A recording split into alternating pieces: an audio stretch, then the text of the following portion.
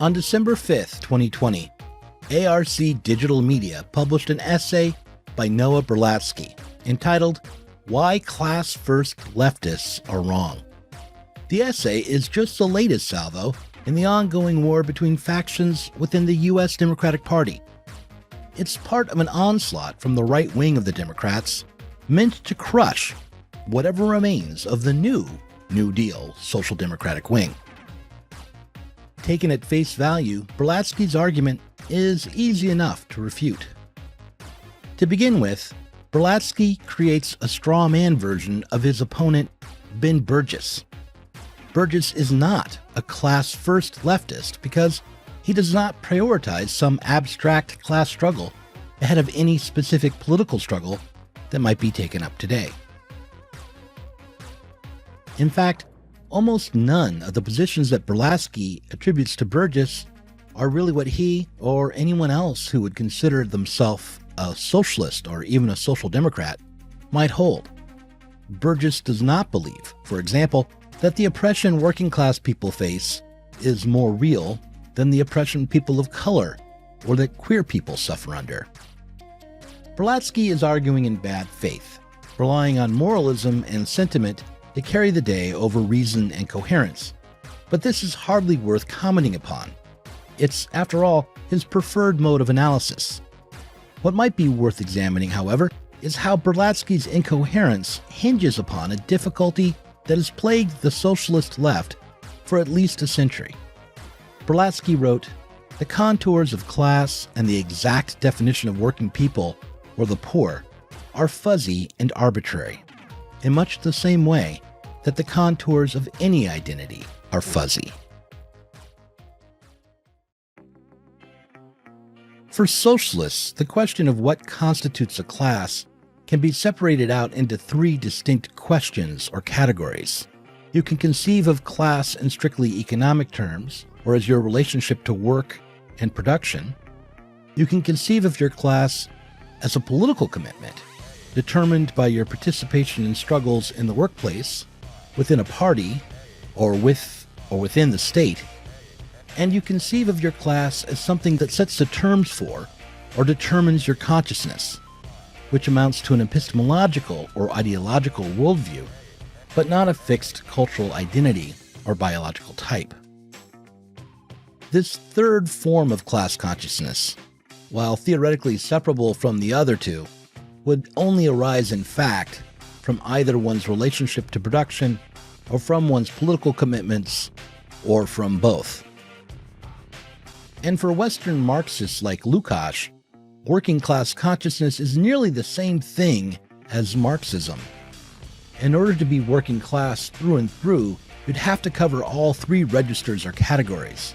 You'd have to be seeking or receiving a wage relation, you'd have to be struggling with the bosses for better conditions, and you'd have to understand the totality of capitalism through Marx's categories as something to be overcome.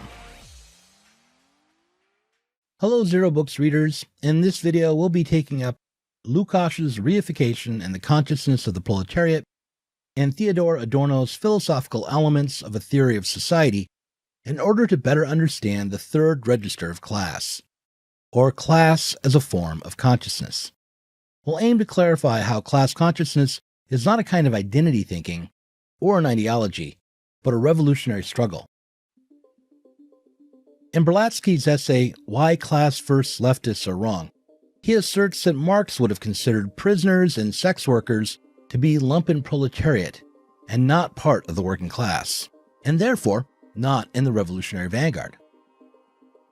Berlatsky follows this by asking the rhetorical question, is that an objective statement of material conditions, or is it a reflection of Marx's prejudices? Now, these lines are a good example of how arguments against class-first leftists are so damaging to the struggle for socialism. Not only is the idea of a class-first left purely fictional, but worse, the creation of such a position can only be accomplished by suppressing class consciousness. Instead of understanding class categories as something that change historically, that are changed through struggle and/or the internal contradictions of capitalism, this reproach of Marx for his designation of prisoners and sex workers as lumpen proletariat assumes that class and class consciousness is a fixed and ahistorical essence. When Marx wrote of the lumpen proletariat in the 18th Brumaire, when he described the lumpen as vagabonds, discharged convicts, runaway galley slaves, charlatans, pickpockets, brothel keepers, literati, tinkerers, beggars, in short, the entirely undefined, disintegrating mass, he was describing the group enlisted in a political struggle between Napoleon III and the French National Assembly after the defeat of the revolutions of 1848. He was not defining a permanent identity of lumpen proletariat for all time. In order to better understand the lumpen proletariat today, we should not look to the list of professions and types that Marx included in the 18th Brumaire, but instead should look to how he described the reserve army of the proletariat in Capital, Volume 1. We should not ask how the group lined up during a particular historical struggle, but rather look to how different types relate to capitalist production today, and how the formation of a lumpen proletariat serves the interests of capital and capital accumulation.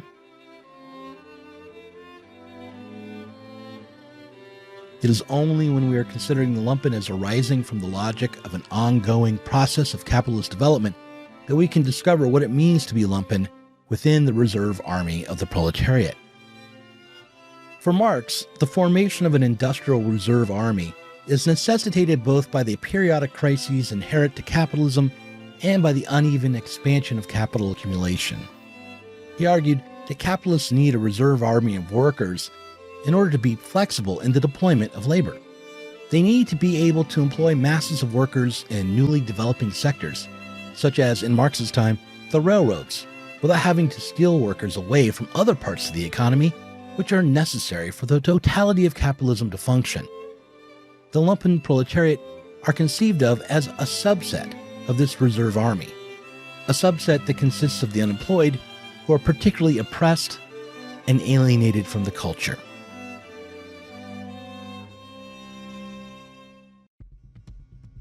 In the upcoming book, Unlearning Marx, Steve Paxton quotes the British historian E.P. Thompson on the topic of class. Thompson wrote, "When we speak of a class, we are thinking of a body of people who define themselves in their actions and in their consciousness.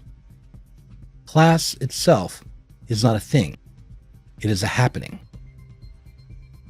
If we understand class in this way, if we think of class as something people create politically in order to act in their own collective interest, as opposed to a fixed identity, a thing, which people simply are, then we get a better understanding of the effect people like Noah Berlatsky have when they oppose class politics by misrepresenting it. When taken seriously, Berlatsky's politics act to disrupt the formation of a political class movement. However, it's too easy to focus our attention on our ideological enemies. If we want to truly understand why class politics is so elusive, we should consider how capitalism works materially to reproduce itself. Understanding how capitalism creates its own politics, its own ideological frameworks, is an essential component of developing class consciousness. In his essay, Reification and the Consciousness of the Proletariat, Lukacs explored how the objective conditions of capitalist production influence the subjectivity of the people trapped inside this system. For Lukacs, the key to our contemporary consciousness, to bourgeois consciousness, a consciousness that I would argue can arise within a wage worker just as it can arise in a capitalist boss, is how the production of commodities shapes not just our economic, but social life. Lukacs wrote that the reified mind necessarily sees the world of commodities as the form in which its own authentic immediacy becomes manifest and, as reified consciousness, does not even attempt to transcend it. On the contrary, it is concerned to make it permanent by scientifically deepening the laws at work. Just as the capitalist system continuously produces and reproduces itself economically on higher and higher levels, the structure of reification progressively sinks more deeply, more faithfully, and more definitively into the consciousness of man. This reified mind is a mind that takes its own immediate experience, the framework that supports its perception of reality, to be objective and fixed. This sort of person understands the way he is directed to act upon and shape the world through commodity production and exchange, and he sees this as identical with his own self and his own desires. Far from seeking a new way of producing his life, he concerns himself with perfecting the process he is already acting out. And as he goes along working within a commodified world, the more deeply that world etches itself upon his psychological and social character.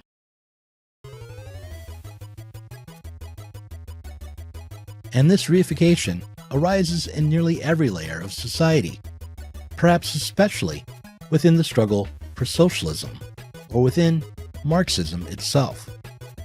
For example, in 1964, the father of critical theory, Theodor Adorno, gave a series of lectures attempting to lead students through an eminent critique of sociology and philosophy.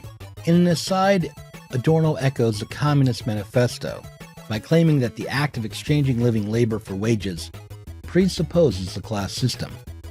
Now, this may sound similar to Marx's claim that in bourgeois society, living labor is but a means to increase accumulated labor.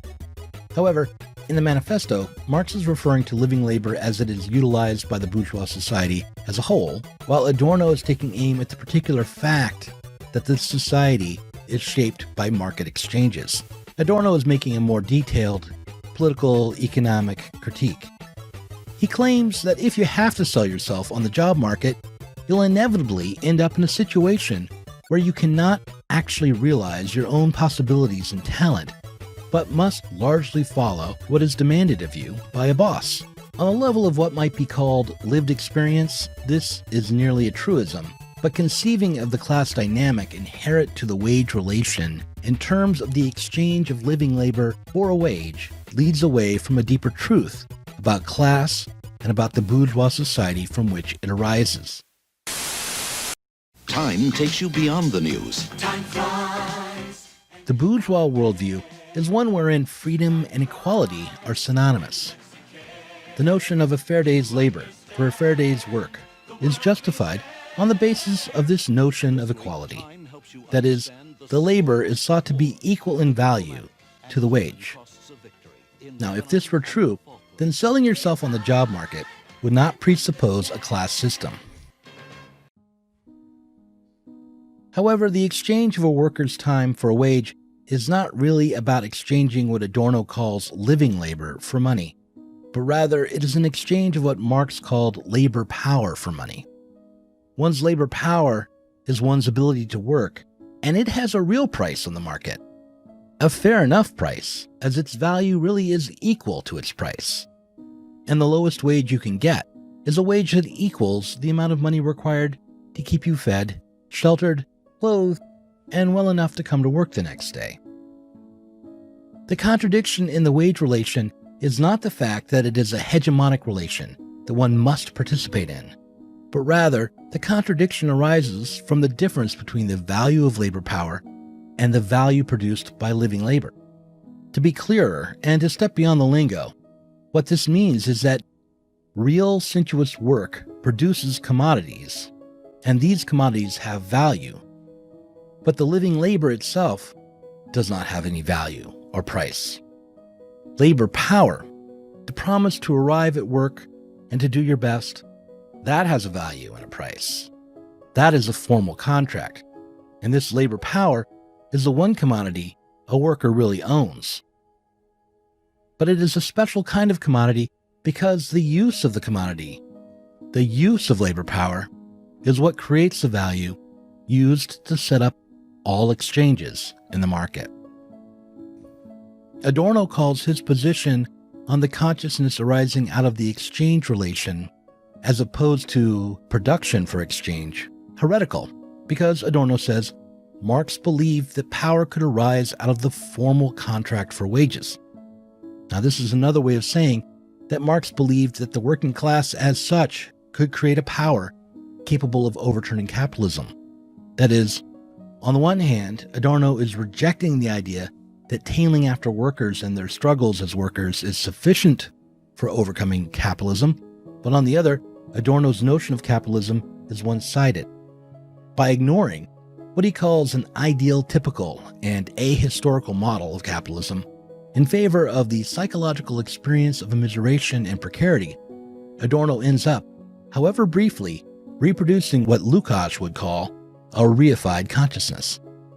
In his lecture, Adorno points to the truism of inequality and precarity to denounce what really amounts to the kind of generalized coercive quality that would arise out of any mediated social arrangement, rather than carefully analyzing the nature of commodity production and the logic that arises from it.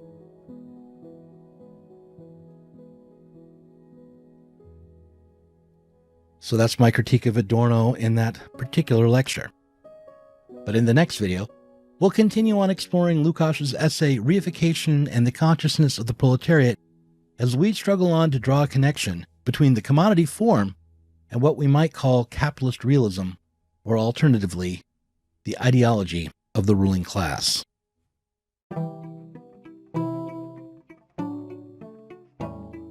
Thanks for watching this Zero Books video. If you enjoyed it, subscribe to this channel and click on the notifications bell so that you'll be alerted whenever we release a new video. You should also consider supporting us on Patreon. Our patrons get access to our Inside Zero Books podcast every week and can get access to the Zero Books Book Club and help us to continue making online content from the left.